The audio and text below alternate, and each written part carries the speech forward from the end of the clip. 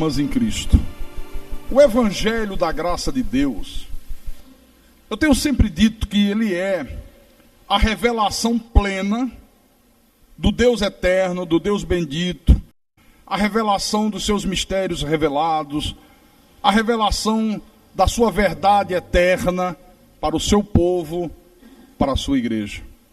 Aquilo que Deus prometeu desde os tempos antigos para o seu povo, para as suas ovelhas, Deus o faz através do Evangelho que o Cristo ressuscitado revelou a Paulo. Pastor, o que é que ele prometeu? Vamos ver. Nos tempos antigos, o livro do profeta Jeremias, capítulo 33. Encontraram? Versículo 2 e 3. Vamos ler o versículo 2 e o 3. Assim diz o Senhor que faz estas coisas, o Senhor que as forma para as estabelecer. Senhor é o seu nome. Invoca-me e te responderei. Anunciar-te-ei coisas grandes e ocultas que não sabes. Ora, quais foram as coisas grandes e ocultas que Deus tem nos anunciado? Que Deus tem nos revelado? Por exemplo, a verdade da sua soberania, a predestinação, a deidade de Cristo, que Jesus é Deus, o mistério revelado da encarnação do Deus único na pessoa de Jesus Cristo, a existência nesse mundo dos vasos de honra, dos vasos de desonra, a segurança eterna da salvação, e tantas outras coisas que estiveram ocultas, mas que Deus, pela sua soberania, iluminou os olhos do nosso coração para que hoje nós pudéssemos enxergá-la, coisa que nós não enxergamos até então. Líamos a Bíblia de Gênesis a Apocalipse, de Apocalipse a Gênesis, de cabeça para cima, de cabeça para baixo, e não enxergávamos o que nós enxergamos hoje. Por isso que hoje nós podemos dizer: nós conhecemos o Senhor. Diga aí, nós conhecemos o Senhor. Hoje nós sabemos quando é a voz de Deus que fala. Sabemos que Deus não fica mandando recadinhos, tipo: eis que eu sou o Senhor que te fala, eis minha serva, você vai casar com Francisquinho dos Anzóis Pereira. Não, o nosso Deus não faz isso, meu irmão. Ele não é um Deus de recadinhos. Para você se casar com alguém, basta que você siga aquelas regras estabelecidas por Deus. Quais são as regras? Não pode haver comunhão da luz com as trevas. Então, se você vai se casar com uma pessoa que você tem certeza que é uma pessoa cristã, que é uma pessoa convertida, que é um eleito de Deus, que é um predestinado, que é uma pessoa da luz, olha, você pode se casar sem susto, porque você já vai começando a sentir paz desde agora. Já começa a ter paz. Tudo se harmoniza, não há conflitos, nada violenta a palavra de Deus. Agora, se não é uma pessoa eleita, se não é uma pessoa da luz, se você está jogando no escuro, vou ver se dá certo, se não dá certo, né? Aí a coisa é diferente. Não tem paz, vai começar a gerar desarmonias, vão começar a haver muitos conflitos, e sem dúvida nenhuma, será uma coisa que vai violentar a palavra de Deus. Então, essa voz que muitos lugares aí fora fica mandando recadinhos, não é a voz do Deus da Bíblia. Não é a voz do nosso Deus, mas não é mesmo. Pode ter certeza disso. Agora, tem uma outra coisa que eu quero abordar hoje. É que nós que somos de Deus, nós precisamos saber como é que Deus quer que nós o ouçamos. Como é que Deus quer que você o ouça? Como é que Deus quer que eu o ouça? Em primeiro lugar, Deus quer que cada um de nós individualmente o ouça com expectativa. Porque eu sempre digo o seguinte: olha, irmãos, a gente não pode, nós que somos da graça de Deus, aceitar na nossa vida esse pensamento mesquinho que domina hoje a maioria absoluta, esmagadora do povo brasileiro. Porque tudo no nosso país é medido por baixo. Tudo no nosso país é na base da miséria, é na base da falcatrua, é na base do engodo, é na base do engano, da mentira. E o que é pior, o povo aceita. O povo aceita, não pode. Você vê que na religião, o sujeito vem e diz assim: ó, Jesus disse, o meu justo viverá pela fé. E aí, em seguida, começa a induzir as pessoas a crer em objeto, a crer em rosa, a crer em óleo, em água, em caneta ungida, em tudo que não presta. O outro vem de lá, e para a coisa ficar pior ainda, diz: Jesus disse, tudo é possível ao que crê. Então você pode crer numa corrente, você pode crer numa romaria, você pode crer numa imagem de gesso, você pode crer em qualquer coisa, porque tudo é possível ao que crê. E as pessoas aceitam isso com a maior naturalidade do mundo, como se isso fosse a verdade absoluta de Deus. Não, tudo isso é uma grande mentira, uma grande falcatrua. A verdade que o Senhor Jesus disse é: o meu justo viverá pela fé na palavra, nas promessas, no poder sobrenatural de Deus. Quando ele disse tudo é possível ao que crê, tudo é possível ao que crê no que está escrito. Por isso nós da graça dizemos: se está na Bíblia, eu creio. Sabendo separar o que era da velha aliança, o que é da nova aliança. O que era para os judeus, o que é para nós gentios. Na política, não se muda o código criminal, não se consegue endurecer as leis, porque a grande maioria dos deputados, talvez até todos, não querem amanhã se tornarem vítimas de leis duras que eles mesmos venham a criar. Você vê a violência corre solta, o banditismo toma conta. No Brasil, uma vida vale menos do que um picolé. Vale menos do que um picolé. Porque os nossos políticos não tomam providência, né? E o povo aceita.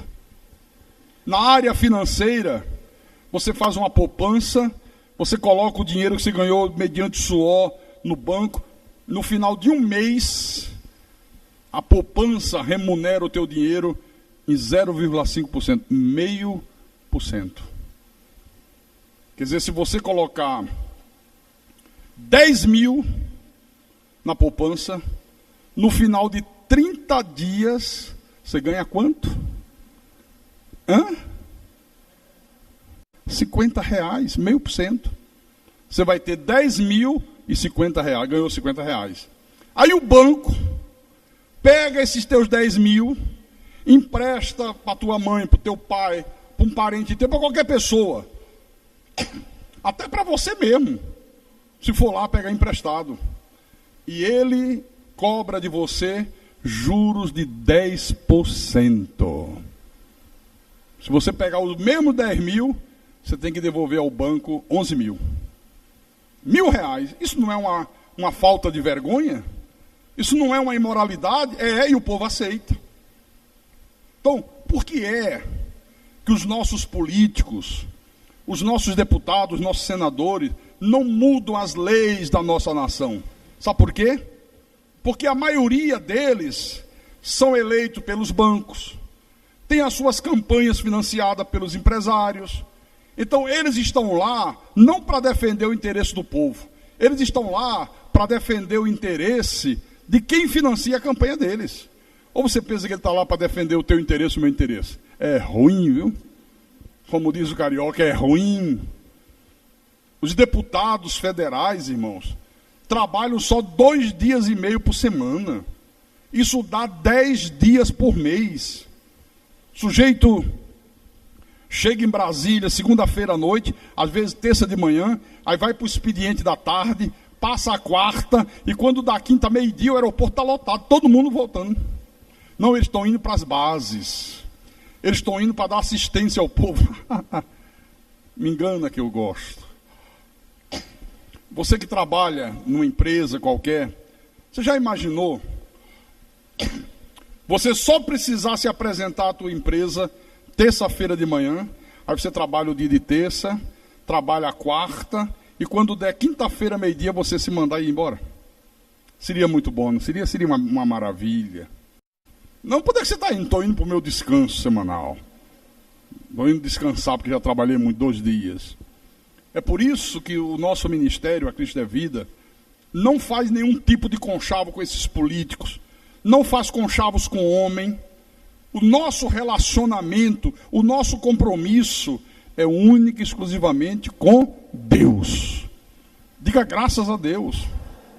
Mas o Deus Todo-Poderoso, o Deus que faz coisas grandes, o Deus que faz o impossível se tornar possível, o Deus que chama à existência as coisas que ainda não existem, o Deus que criou os céus e a terra, o Deus que ressuscitou mortos, o Deus que abriu o mar vermelho, o Deus que enviou o maná dos céus, é com esse Deus que nós nos relacionamos. Diga graças a Deus.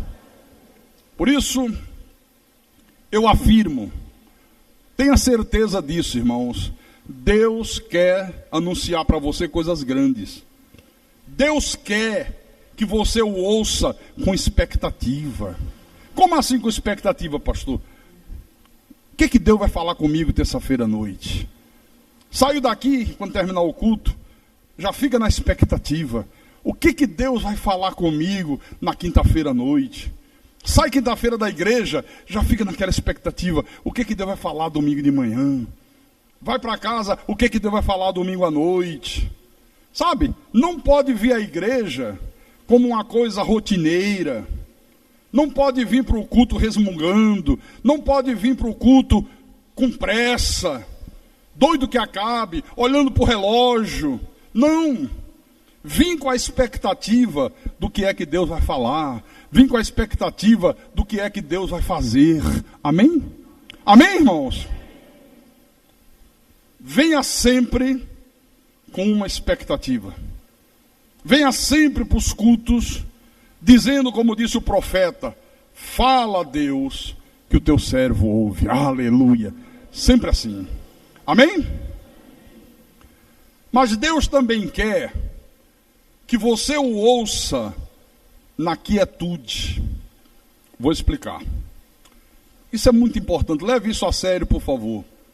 Irmãos, Deus jamais será ouvido por uma pessoa que vive nesse corre-corre louco da vida.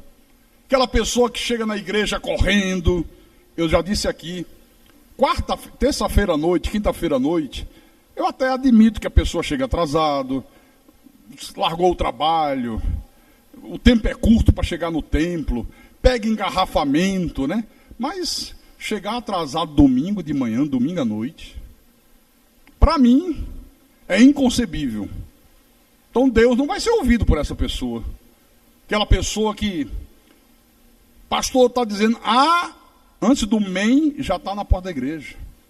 Às vezes eu preciso dizer, calma, peraí, pessoal, não, já tem gente andando ali para ir embora. Sabe? Como se a igreja, o templo desse alergia, fosse alérgico ao templo, fosse alérgico aos irmãos, que não pode ficar 5 minutos a mais, manter uma comunhão com os irmãos. Então aquela pessoa que não tem tempo para ler a Bíblia, não tem tempo para orar, olha, Deus jamais será ouvido por gente assim. Então Deus quer que nós o ouçamos na quietude. Diga, na quietude. Terceiro ponto. Deus quer que você o ouça com paciência. Que você tenha paciência. Porque vida espiritual é coisa séria. A pessoa tem que passar por um processo de aprendizado, aquele processo de amadurecimento. Ela tem que ter conhecimento. Porque, olha, tem gente que tem informação, mas não tem conhecimento. Só tem conhecimento de Deus aquela pessoa que ouve a palavra e pratica. Diga, pratica. Se ouve e não pratica, tem informação, muita informação na cabeça, mas nenhum conhecimento de Deus.